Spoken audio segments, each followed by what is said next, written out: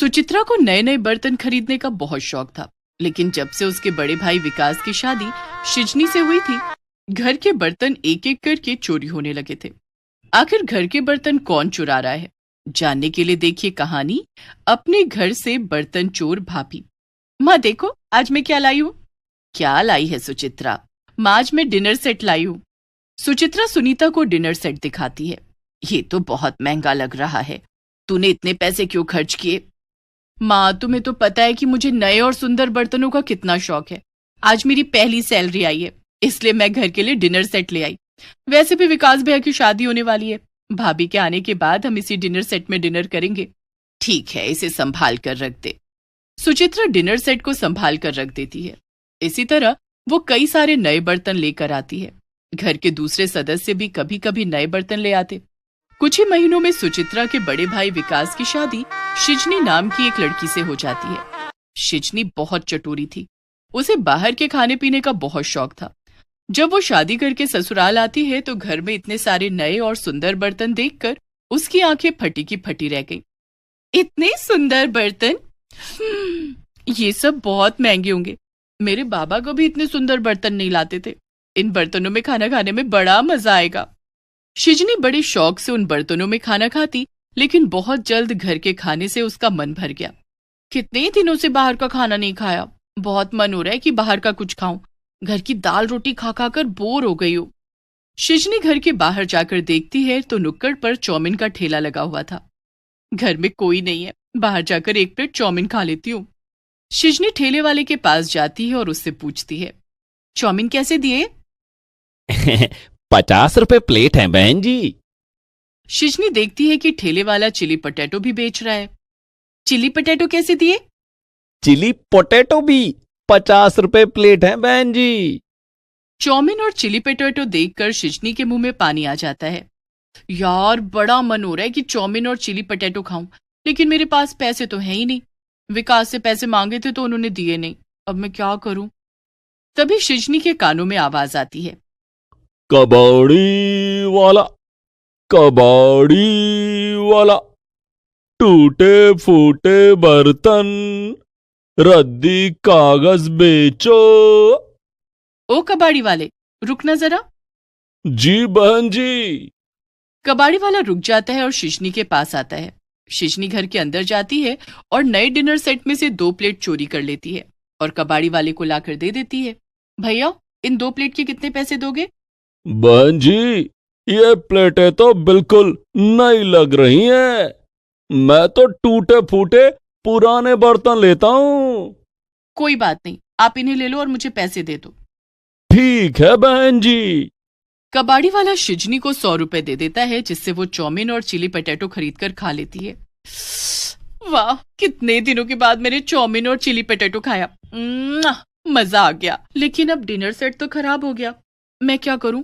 एक काम करती हूँ, पूरा डिनर सेट ही चोरी कर छुपा देती हूँ, मेरे काम ही आएंगे। ये सोचकर वो पूरा डिनर सेट चुरा कर छुपा देती है। रात में जब पूरा परिवार खाना खाने बैठता है तब, सुचित्रा बेटी सबके लिए खाना लगा दे। ठीक है माँ। लेकिन सुचित्रा जब डिनर सेट निकालने जाती है तब वहां डिनर सेट नहीं था। माँ, डिनर सेट कहाँ है? वहीं रखा होगा। नहीं माँ, यहाँ नहीं है। सुचित्रा ने पहले तो रसोई में फिर पूरे घर में ढूंढ लिया, लेकिन डिनर सेट कहीं नहीं मिला। माँ, डिनर सेट चोरी हो गया है। क्या? डिनर सेट चोरी हो गया? लेकिन ये कैसे हो सकता है? माँ, मैंने पूरे घर में देख लिया, लेकिन डिनर सेट कहीं नहीं है। कौन है वो चोर जिसने हमारा डिनर सेट ही चुरा लिया? पता नहीं माँ, दिन में घर पर भाभी के अलावा कोई नहीं था। तू कहना क्या चाहती है? कुछ नहीं माँ, मैं तो बस ये कह रही थी कि हो सकता है भाभी की आंख लग गई हो और घर में चोर आया हो। लेकिन चोर केवल डिनर सेट ही क्यों चोरी करेगा? घर में महंगी महंगी चीजें, उन्हें क्यों नहीं चुराया? अब इन सब बातों से क्या फायदा? बेटी तू पुराने बर्तन में ही खाना लगा दे। सुचित्रा पुराने बर्तन में सबका खाना लगा देती है। इधर शिजनी डिनर सेट बेच बेच कर बाहर की चाट पकौड़ी खाती। जब पूरा डिनर सेट बिक गया तो वो घर के दूसरे बर्तन चुराने लगी, जिससे आए दिन बर्तन चोरी होने लगे। घर के लोग बेहद परेशान हो गए। यूं ही दिन बीत रहे थे। सुचित्रा के एक और भाई नवीन की शादी सृष्टि नाम की लड़की से हो जाती है। अब घर में शिजनी की देवरानी आ गई थी, जिसके मायके से ढेरों नए बर्तन मिले थे। वाह, मेरी देवरानी के मायके से तो बहुत बर्तन मिले। हमारे घर में बर्तनों की कमी पूरी हो गई।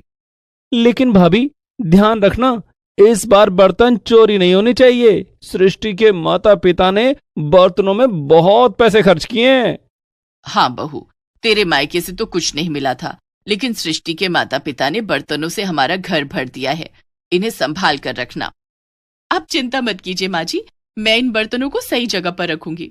शिजनी मन ही मन सोचती है, मेरे माता पिता गरीब हैं, इसलिए वो मेरी शादी में कुछ नहीं दे पाए, तो माँ जी मेरी देवरानी के सामने मुझे नीचा दिखा रही हैं।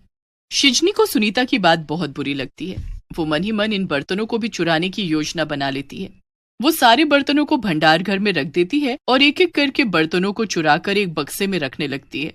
धीरे धीरे करके बक्सा बर्तनों से भर जाता है। अब इन बर्तनों को कल ही मायके पहुंचा दूंगी। शिजनी ने योजना बनाई ही थी कि तभी सृष्टि के पास उसके पिता का फोन आता है। कैसी हो सृष्टि बेटी? मैं ठीक हूँ पापा। बेटी, तुम्हारे ससुराल में सब लोग ठीक है ना? हाँ पापा, यहाँ सब लोग ठीक हैं। कल मैं और तुम्हारी माँ तुम्हारे ससुराल आ रहे हैं। तुम्हें देखने का बड़ा मन हो रहा है। मुझे भी आप लोगों की बहुत याद आती है पापा। मैं कल आप लोगों का इंतजार करूंगी। सृष्टि ये बात जाकर सुनीता को बताती है। ये तो बहुत अच्छी बात है बहू, तू खाने में कुछ अच्छा बना लेना। तभी शिजनी वहां आती है। माँ जी, मैं सोच रही थी कल मायके हो आऊं। बहू, कल तुम्हारी देवरानी के माता पिता आ रहे हैं। कल घर में बहुत काम होगा, तू परसों चली जाना। ठीक है माँ जी। दूसरे दिन शिजनी, सृष्टि और सुचित्रा तीनों काम पर लग जाते हैं और ढेरों पकवान बनाती हैं। खाना बन जाने के बाद माँ जी, मैं सोच रही थी कि मेरे मायके से जो बर्तन मिले थे उन्हीं में मम्मी पापा को खाना खिलाऊं। हाँ बहू, क्यों नहीं। सुचित्रा बेटी, जाकर भंडार घर से बर्तन निकाल कर ले आ। सुचित्रा भंडार घर से बर्तन निकालने जाती है, लेकिन वहां तो बर्तन थे ही नहीं। वो भागी भागी आती है और सुनीता को बताती है, माँ, भंडार घर में बर्तन नहीं है। क्या? भंडार घर में बर्तन नहीं है? माँ, बर्तन चोरी हो गए हैं। लेकिन ऐसा कैसे हो सकता है? मैंने बर्तनों की जिम्मेदारी शिजनी बहू को दी थी। बर्तन चोरी होने की बात सुनकर सृष्टि रोने लगती है। सृष्टि बहू, तू चुप हो जा। सुचित्रा, तू जाकर शिजनी बहू को बुला कर ला। सुचित्रा शिजनी को बुला कर लाती है। क्या बात है माँ जी? शिजनी बहू, भंडार घर से बर्तन कहाँ गए? बर्तनों की बात सुनकर शिजनी घबरा जाती है। मुझे नहीं पता माँ जी। माँ, मुझे लगता है चोर घर में ही है। मैं चोर का पता लगाती हूँ। सुचित्रा ने सृष्टि से कहा। भाभी, बर्तन ढूंढने में मेरी मदद करो। सुचित्रा और सृष्टि पूरे घर में बर्तन तलाशने लगती हैं। एक एक कमरा तलाशने के बाद वे दोनों शिजनी के कमरे में पहुंचते हैं। वहां सुचित्रा की नजर बेड के नीचे गिरे चम्मच पर पड़ती है। उसे शिजनी पर शक हो जाता है। फिर उसकी नजर उसी बक्से पर पड़ती है जिसमें शिजनी ने बर्तन चुरा कर रखे थे। भाभी, इस बक्से में क्या है? इसमें मेरे कपड़े हैं। कल मैं अपने मम्मी पापा के पास जा रही हूँ ना, तो आज ही तैयारी कर ली। भाभी, जरा अपना बक्सा तो खोलना। ये तुम क्या कह रही हो सृष्टि? तुम्हें मैं चोर लगती हूँ क्या? नहीं भाभी, हम ऐसा नहीं कह रहे हैं। हम तो सिर्फ आपके कपड़े देखना चाहते हैं। भला आप अपने ही घर में चोरी क्यों करेंगी? हाँ भाभी, आपको डरने की क्या जरूरत है? सुचित्रा और सृष्टि के कहने पर शिजनी को बक्सा खोलना पड़ता है, जिसमें सारे बर्तन मिल जाते हैं। सुचित्रा और सृष्टि बक्सा लेकर सुनीता के पास जाते हैं। माँ, चोर पकड़ा गया। कौन है वो? शिजनी भाभी ने सारे बर्तन चोरी किए हैं। क्या? इस बात से पूरे घर में हड़कंप मच गया। शिजनी, मुझे तुमसे ऐसी उम्मीद नहीं थी। तुमने ऐसा क्यों किया बहू? मुझे माफ कर दीजिए माँ जी।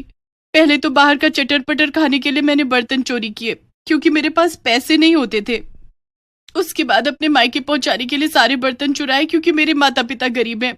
उनके पास खाना खाने के लिए अच्छे बर्तन नहीं है। मुझे तो पहले ही आप पर शक था भाभी, इसलिए मैंने सृष्टि भाभी के साथ मिलकर आपको पकड़ने के लिए ये प्लान बनाया था। शिजनी, तुम्हें पैसे चाहिए थे तो मुझसे कहती।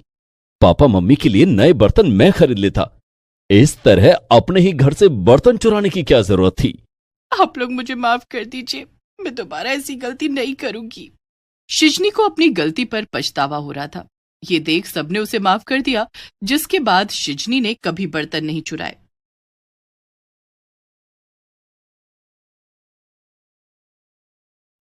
झिलमिल नाम की एक लड़की थी जो गांव में अपने माँ बाप के साथ खुशी खुशी रहती थी। एक दिन अचानक से उसके माता पिता एक सड़क हादसे में गुजर जाते हैं। शहर से झिलमिल के चाचा उससे मिलने आते हैं और उसे अपने साथ ले जाते हैं। शहर जाकर वहां की चमक धमक देखकर झिलमिल बहुत हैरान होती है। उसकी 2 नई सहेलियां भी बनती हैं, लेकिन झिलमिल उनसे अपनी सच्चाई छुपाती है कि वो गरीब है। लेकिन एक दिन उन्हें सब पता चल जाता है जब वो झिलमिल के घर आ जाती हैं। आइए साथ मिलकर देखते हैं गरीब स्टूडेंट के घर आई अमीर सहेलियों की कहानी। बेटा झिलमिल, तुम यहाँ अकेले क्या करोगी? तुम मेरे साथ शहर चलो, मैं वहां पर तुम्हारा दाखिला एक अच्छे स्कूल में करवा दूंगा और तुम्हें अकेले भी नहीं रहना पड़ेगा। पर चाचा जी, मैं तो कभी शहर में नहीं रही। अरे चिंता क्यों करती हो बेटी, मैं तो हूं ना। और यहाँ तो अच्छी पढ़ाई भी नहीं होती। तुम इतनी समझदार हो पढ़ाई में, शहर में तुम्हारा भविष्य और अच्छा होगा। ये सुनकर झिलमिल सोच में पड़ जाती है और अपने चाचा से कहती है, ठीक है चाचा जी, जैसा आपको ठीक लगे। और माँ पिताजी होते तो वो भी यही चाहते कि मैं अच्छे से पढ़ाई लिखाई करूँ। इसके बाद झिलमिल के चाचा उसे अपने साथ शहर ले जाते हैं। वो शहर की एक छोटी सी बस्ती में रहते थे। वहीं पर उनकी एक छोटी सी झोपड़ी थी। बेटा, यहीं बस्ती के पास एक बहुत बड़ा और अच्छा स्कूल है। मैं कल तुझे वहीं ले चलूंगा और तेरा दाखिला करवा दूंगा। मगर चाचा जी, अगर स्कूल बहुत बड़ा है तब तो वहाँ की फीस भी बहुत ज्यादा होगी ना। अरे बेटा, तू चिंता मत कर, अभी मैंने कुछ पैसे जमा कर रखे हैं और फिर अगर तू अच्छे से पढ़ाई करेगी तो तुझे स्कॉलरशिप भी मिल जाएगी। इसलिए तू बस मन लगाकर पढ़ाई शुरू कर। ठीक है चाचा जी, अब आप बेफिक्र हो जाइए, मैं अच्छे से पढ़ूंगी और आपका नाम रोशन करूंगी। फिर क्या था, अगले दिन झिलमिल के चाचा उसे लेकर स्कूल जाते हैं और वहाँ उसका दाखिला करा देते हैं। ये स्कूल वाकई में काफी बड़ा था और यहाँ सिर्फ अमीर घरों के बच्चे ही आते थे। और ये बात झिलमिल को जल्दी ही पता लग जाती है। उसकी दोस्ती सबसे हो जाती है क्योंकि वो पढ़ाई में अच्छी थी। उसकी 2 खास दोस्त बनती हैं, शगुन और मीरा। झिलमिल, मीरा, पता है कल रात जब मेरे पापा घर वापस आए ना, तो उन्होंने मुझे ये तोहफा गिफ्ट किया। ये पेन, पता है ये पूरे 5,000 का पेन है। ये सुनकर झिलमिल तो चौंक ही जाती है और वो सोच में पड़ जाती है। ये पेन ही पूरे 5,000 का है। चाचा जिस फैक्ट्री में काम करते हैं वहाँ पूरे महीने काम करने के बाद जाकर उन्हें 5,000 रुपए मिलते हैं। झिलमिल ये सब सोच ही रही थी कि तभी मीरा कहती है, अरे वाह, पेन तो बहुत सुंदर है शगुन, मगर तेरे पास ये क्या करेगा, तू तो पढ़ाई करती नहीं। इस बात पर तीनों सहेलियां हंसने लगती हैं कि तभी शगुन कहती है, अरे झिलमिल, ये पेन तू रख ले मेरी तरफ से, वैसे भी हम तीनों में सबसे ज्यादा समझदार तू ही तो है। अरे नहीं नहीं, ये इतना महंगा पेन भला मैं कैसे रख सकती हूँ शगुन। अरे ये इतना भी महंगा कहाँ है झिलमिल, रख लेना, देख तेरे पेन की इंक भी खत्म होने वाली है। हाँ हाँ झिलमिल, रख ले। शगुन और मीरा के बहुत जिद करने पर झिलमिल वो पेन रख लेती है। इसके बाद मीरा कहती है, अरे हाँ झिलमिल, शगुन, तुम दोनों को कल मेरे जन्मदिन की पार्टी पर घर आना ही होगा, ठीक है? मैंने अपनी क्लास के सारे बच्चों को बुलाया है। क्या, घर आना होगा? ये सुनकर झिलमिल थोड़ा परेशान हो जाती है। अगर मैं इसके घर गई तो कुछ दिन बाद मेरा जन्मदिन है, तो ये भी मेरे घर आने की जिद करेंगी, और भला मैं अपनी गरीब बस्ती की छोटी सी झोपड़ी में इन्हें कैसे ले जा पाऊंगी? क्या हुआ झिलमिल, किस सोच में पड़ गई? तू भी आएगी ना? नहीं मीरा, वो मेरा घर तो बहुत दूर है ना, मैं कैसे आ पाऊंगी? अरे झिलमिल, तो मैं तुझे अपनी गाड़ी से लेने आ जाऊंगी ना, अपने घर का पता तो बताना जरा। क्या? नहीं नहीं, रहने दो शगुन, वो मेरे चाचा जी है ना, मैं उनसे कह दूंगी, वो मुझे अपनी गाड़ी से छोड़ देंगे, मैं आ जाऊंगी। ठीक है, फिर कल मिलते हैं दोस्तों। अगले दिन शाम को स्कूल से आने के बाद झिलमिल बड़ा परेशान हो जाती है। अब क्या करूं?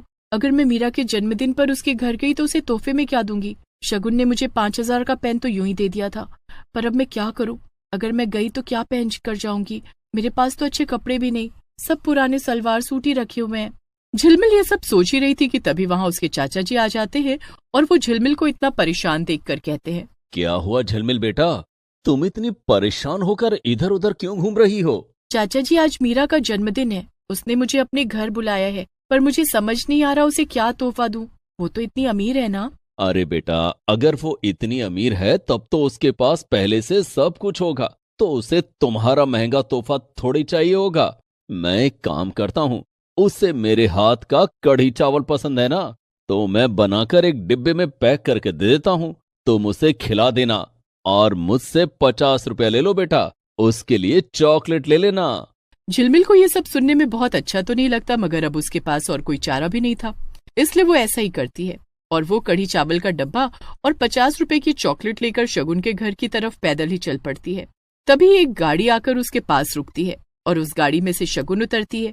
अरे झिलमिल, तुम पैदल जा रही हो? भला क्यों? तुम तो अपने चाचा की गाड़ी से जाने वाली थी ना? अपना झूठ पकड़े जाने से झिलमिल सकपका जाती है। हाँ, वो दरअसल मैं ना, मेरे चाचा को एक काम आ गया था, तो मैंने सोचा मैं वॉक करके जाऊं, इससे मेरी सेहत भी अच्छी रहेगी। क्या तू भी झिलमिल, अब आजा मेरी गाड़ी में बैठ जा, वरना तू पैदल तो कल तक पहुंचेगी वहाँ। झिलमिल शगुन की गाड़ी में बैठ जाती है। वो पहली बार इतनी बड़ी गाड़ी में बैठी थी, इसलिए उसे बड़ा अच्छा लग रहा था। थोड़ी देर में वो दोनों मीरा के घर के बाहर पहुंच जाते हैं और मीरा का घर देखकर तो झिलमिल हैरान ही हो जाती है। वो घर किसी महल से कम नहीं था। वाह, ये घर तो बहुत सुंदर है ना शगुन? क्या क्या हुआ झिलमिल, तुम मीरा के घर को देखकर ऐसे क्यों कह रही हो? ये तो बस एक आम घर ही है। क्या आम घर? हाँ, अच्छा चलो अंदर चलते हैं। झिलमिल और शगुन दोनों घर के अंदर चले जाते हैं। अंदर से भी मीरा का घर बहुत सुंदर था और वहाँ स्कूल के सभी बच्चे मौजूद थे और पार्टी कर रहे थे। अरे दोस्तों, आओ आओ, मुझे तो तुम दोनों का ही इंतजार था। मैं तुम लोगों के साथ ही केक काटूंगी। झिलमिल, मीरा और शगुन मिलकर मीरा के जन्मदिन का केक काटते हैं और फिर खूब मजे करते हैं। थोड़ी देर बाद मीरा को गिफ्ट देकर बाकी सब बच्चे जाने लगते हैं। सबके जाने के बाद झिलमिल थोड़ा संकोच करते हुए अपनी दोस्त से कहती है, मीरा, वो मुझे जल्दबाजी में कुछ समझ नहीं आया कि तुम्हारे लिए क्या लाऊं, और जब चाचा जी को पता चला कि तुम्हारा जन्मदिन है तो उन्होंने तुम्हारे लिए ये कढ़ी चावल भिजवाया अपने हाथों से बनवा कर। क्या? अरे वाह झिलमिल, मेरा कितने दिन से ये खाने का मन था। सबसे अच्छा तोहफा तो तुमने ही मुझे दिया। इतना कहकर मीरा झिलमिल को गले लगा लेती है। अच्छा, अब मैं चलती हूँ मीरा, देर हो रही है। अरे झिलमिल, मैं तुम्हें अपनी गाड़ी से छुड़वा देती हूँ ना, चिंता मत करो। बताओ तुम्हारा घर कहाँ है? अरे नहीं नहीं मीरा, मैं चली जाऊंगी, तुम चिंता मत करो। इतना कहकर झिलमिल जल्दी से अपने घर वापस आती है। ऐसे कुछ दिन बीत जाते हैं और अब झिलमिल का जन्मदिन आने वाला था। लेकिन झिलमिल का जन्मदिन था, उसके एक दिन पहले ही पता नहीं कैसे मीरा और शगुन को पता चल जाता है। वो झिलमिल से कहती हैं, अरे झिलमिल, कल तुम्हारा जन्मदिन है और तुमने हमें बताया भी नहीं। भला ये क्या बात हुई? हम पार्टी लिए बिना नहीं मानने वाले। झिलमिल को कुछ समझ नहीं आता तो वो यही बोल देती है, नहीं नहीं दोस्तों, वो दरअसल मैं भी भूल गई थी कि कल मेरा जन्मदिन है। तुम चिंता मत करो, मैं तुम दोनों को स्कूल की कैंटीन में पार्टी दे दूंगी ना। लेकिन घर आकर अब झिलमिल और ज्यादा परेशान हो जाती है। हे भगवान, अब क्या करूं? कैंटीन का खाना तो बहुत महंगा होता है, इतने पैसे कहाँ से लाऊंगी? मैंने झूठ बोला ही क्या? मुझे सबको सच बता देना चाहिए था कि मैं बस्ती में रहती हूँ और गरीब हूँ। झिलमिल फिर से परेशान होकर इधर उधर टहलने लगती है। लेकिन तभी उसकी नजर सामने टंगी शर्ट पर पड़ती है जो कि उसके चाचा की थी, और झिलमिल उस शर्ट की जेब देखने लगती है। झिलमिल को उसमें 500 रुपए का एक नोट भी मिल जाता है। ये क्या, 500 रुपए? इसमें तो मैं आराम से मीरा और शगुन को कैंटीन में पार्टी दे पाऊंगी। क्या करूं क्या करूं? वैसे भी चाचा जी को पता थोड़ी लगेगा, उन्हें लगेगा कि पैसे कहीं गिर गए। कह दूंगी मैंने नहीं लिए, इसे अपने पास ही रख लेती हूँ। झिलमिल उन पैसों को अपने पास रख लेती है। शाम को उसके चाचा उससे पूछते भी हैं कि क्या झिलमिल ने उनकी शर्ट से पैसे लिए, मगर झिलमिल साफ इनकार कर देती है। अगले दिन उन्हीं पैसों से झिलमिल अपने दोस्तों को पार्टी दे देती है, मगर घर आने के बाद उसे बहुत बुरा लगता है कि उसने चोरी की। तभी उसके चाचा घर आ जाते हैं। बेटा झिलमिल, जन्मदिन मुबारक हो। देखो, मैं तुम्हारे लिए एक छोटा सा जन्मदिन का केक लाया हूँ। मैं तो तुम्हारे लिए बहुत सा सामान लाना चाहता था, जिसके लिए मैंने ज्यादा काम करके पैसे भी जमा किए थे, मगर शायद वो मेरी जेब से कहीं गिर गए। मगर कोई बात नहीं, हम अभी भी अच्छे से तुम्हारा जन्मदिन मना सकते हैं। अपने चाचा की ये बात सुनकर झिलमिल की आंखों में आंसू आ जाते हैं और वो जोर जोर से रोने लगती है। ये देखकर उसके चाचा को कुछ समझ नहीं आता। क्या हुआ झिलमिल बेटा, तुम रो क्यों रही हो? क्या तुम्हें अपने मम्मी पापा की याद आ रही है? नहीं चाचा जी, ये बात नहीं, मुझे माफ कर दीजिए, मैंने ही वो पैसे चुराए थे आपकी जेब से। झिलमिल अपने चाचा को सारी बात बता देती है। कोई बात नहीं झिलमिल बेटा, वो पैसे मैंने तुम्हारे लिए ही तो जमा किए थे ना। बस अब तुम अपने दोस्तों से और झूठ मत बोलना, उन्हें सब सच बता देना। अगर वो तुम्हारे सच्चे दोस्त होंगे तो तुम्हें छोड़कर कभी नहीं जाएंगे। झिलमिल एक बार फिर से अपने चाचा से माफी मांग लेती है और ये फैसला कर लेती है कि वो आइंदा से अपने दोस्तों से बात ही नहीं करेगी, क्योंकि उसमें सच बोलने की हिम्मत नहीं थी। इस बात से मीरा और शगुन भी बहुत परेशान हो जाती है, क्योंकि झिलमिल उन दोनों से बिल्कुल बात नहीं कर रही थी। और एक दिन अचानक से झिलमिल बीमार हो जाती है और वो कुछ दिन स्कूल नहीं जाती। इस बात से परेशान होकर मीरा और शगुन ही झिलमिल की झोपड़ी में आ जाती हैं। उन्हें देखकर झिलमिल दंग रह जाती है। तुम दोनों यहाँ कैसे? हमने स्कूल टीचर से तेरे घर का पता किया झिलमिल, तू इतने दिन से स्कूल नहीं आ रही थी तो। हाँ झिलमिल, और तुम कब से हमसे बात भी नहीं कर रही थी, आखिर इसके पीछे की वजह क्या है? झिलमिल की आंखों में आंसू आ जाते हैं और वो रोते हुए अपने दोस्तों से कहती है, वजह तो यही है दोस्तों कि मैं बहुत गरीब हूँ और तुम लोग कितने अमीर हो। मुझे इस बात से बहुत शर्म आती थी और फिर मेरे जन्मदिन की पार्टी देने के लिए अपने चाचा जी की जेब से मैंने पैसे चुराए। मुझे उस बात का इतना ज्यादा दुख हुआ कि मैंने फैसला कर लिया कि मैं अब और किसी से झूठ नहीं बोलूंगी। तू सच में पागल है झिलमिल, तू हमें सब बताती तो हम समझ जाते ना, और हमने पैसे के लिए थोड़ी दोस्ती करी थी तुमसे। तू हमारी अच्छी दोस्त है और हमेशा रहेगी, मुझे माफ कर दो दोस्तों। तीनों दोस्त एक दूसरे को गले लगा लेते हैं और तभी झिलमिल के चाचा जी वहां पर सबके लिए समोसे लेकर आ जाते हैं और सब मिलकर खूब बातें करते हैं। Please subscribe this channel.